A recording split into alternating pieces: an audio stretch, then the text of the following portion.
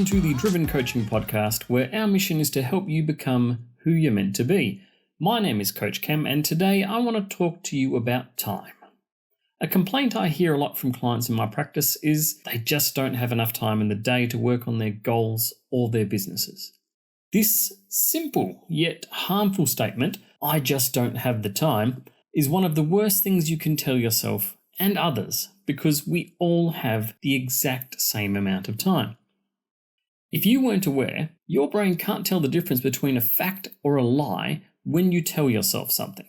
So the first thing you need to do to be more productive with your time is to stop telling yourself lies. Repeat after me.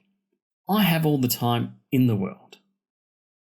Now again, I have all the time in the world to achieve my dreams.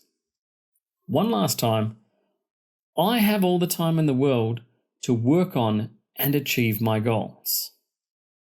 Now that we've gotten that out of the way, let's talk about using your time more effectively, and the first place I usually start with your phone. So right now, get out your phone, pause this if you're listening on it, go to your settings, and find your screen time. I can almost guarantee you that your times will be over 24 hours for a week period. In fact, the average Australian spends 5.5 hours a day on their phone, and for you folks listening in the USA, it's even worse, at 7 hours a day. I'm not telling you to throw away your phone or that any phone usage is bad, because let's face it, you can do a lot on your phone and you can learn a lot on your phone too. But when you look at these averages, that's between 35 to 50 hours a week of time. And doom scrolling on social media takes up over 50% of this time on average. If you sacrifice just 1 hour a day of phone time and dedicate that to your goal, business idea, or whatever you're trying to achieve, imagine where you would be in a year from now. That's 365 hours of work towards your goal. But let's pretend for a moment that you've already got your phone addiction under control and you still don't seem to have the time. Well, this is where finding small moments in the day that you normally waste can help. Here's a few examples that I use in my life. I live about an hour's drive away from the city where I work, which means every morning I'm fighting the traffic like the rest of you. But if I want to continue my learning on a topic, I buy an audiobook. I use this time for my education. That's 2 hours a day, there and back, that I'm learning something, which equates to 520 hours a year. That's not 7 days a week, that's just the 5 days a week, Monday to Friday.